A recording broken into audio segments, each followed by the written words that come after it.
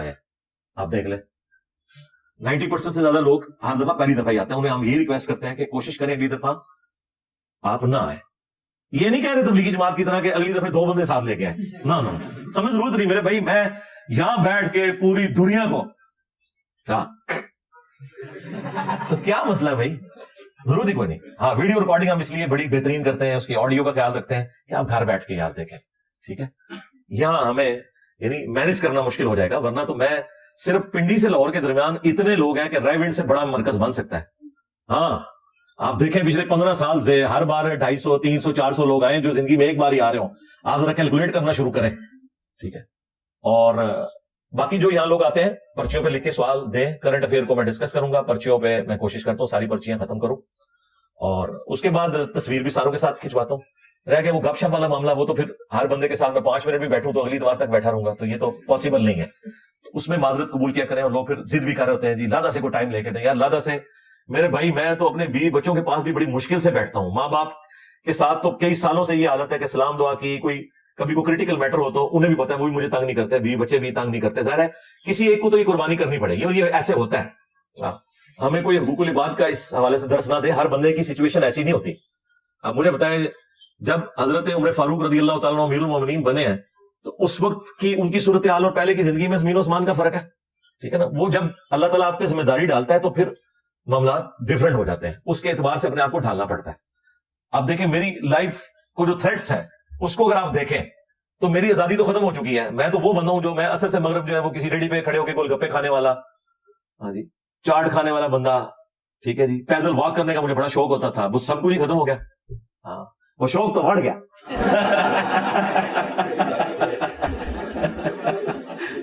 चले इस लफ्ज को अपना बड़ी पसीराई मिल गई है, ये नेगेटिव मानो में नहीं इस्तेमाल होता, वो जब से हमारे पठान भाई ने यूज किया ना, तो यानी ये इस मामले में है कि यदि वो तो अपनी मौत अब मर गया, अब तो मैं उसको कर नहीं सकता, ठीक है ना। तो फिर मैं सोचता हूं कि यार क्या आर्मी चीफ, प्राइम मिनिस्टर भी इस तरह ज्यादा ना घूम सकते हैं पाकिस्तान में, DGI नहीं, तो यार वो लोग मुलाजम पेशा होके इस तरह ज्यादा ना नहीं घूम सकते।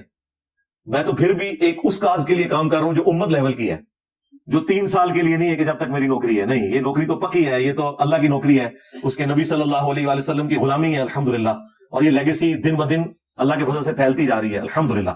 तो फिर मैं कहता हूं कि कोई मसला नहीं है, अगर लोग अपनी नौकरी की खातिर, अपने मुल्क की खातिर या किसी और वजह से इस तरह की कुर्बानियां कर सकते हैं, हम अल्लाह के लिए नहीं कर सकते, तो ठीक है। इसीलिए हमने अपने किसी स्टूडेंट को इजाजत नहीं दी है कि वो तौब के मुंह के आगे आए, नहीं, किसी से दावत का काम करना है उसको आप कुरान की आयत और अहादीस शेयर करवाएं, या ज्यादा से ज्यादा कोई नॉर्मलाइज हो जाए तो हमारी वीडियोस शेयर करवाएं। खुद कोई वीडियो बना के सामने आने की जरूरत नहीं है, सवाए उन लोगों को जो इसका वजन उठा सकते हैं, अदरवाइज कोई चैंपियन बनने की जरूरत नहीं है, वजन उठाने की भी जरूरत नहीं है, क्योंकि हर बंदा मेरी तरह की जिंदगी नहीं गुजार सकता।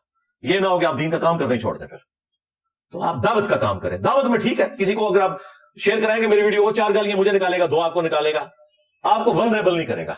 लेकिन जब आप खुद वीडियो में आके ये काम करना शुरू कर देंगे ना, तो फिर आप वल्नरेबल हो जाएंगे। और अगर आप ये कर सकते हैं, जिस तरह बाहर के मुल्कों में बैठे हुए लोग काम कर रहे होते हैं, अपने पॉलिटिकल एजेंडे को लेकर चल रहे होते हैं बेफिक्री के साथ, उन्हें कोई खतरा नहीं होता कि उनको आके कोई FIA का नोटिस आ जाएगा या नैब पकड़ के ले जाएगी।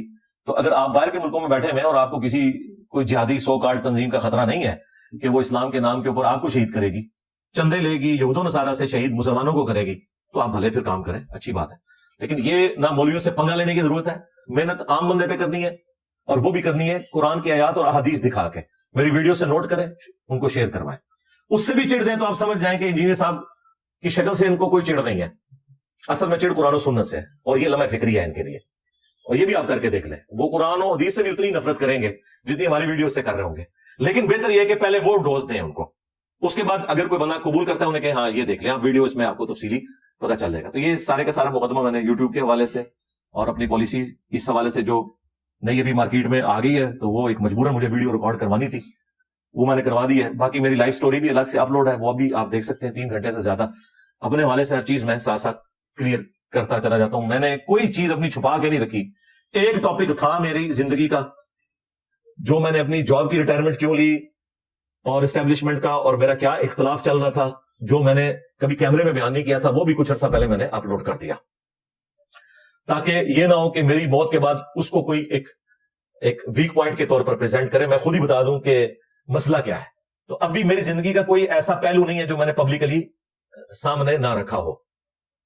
باقی یہ ہو سکتا ہے آپ کے علم میں نہ ہو, آپ ویڈیو میں تلاش کریں, میں نے بیان کر دیا ہوگا. ہر بندے کو تو میں نے نہیں بتانا کہ میری نجی زندگی کیسی ہے یا میرے دعوت کے حوالے سے مصروفیات کیا ہے, میں اپنی سیکیورٹی کو کیسے مینج کرتا ہوں.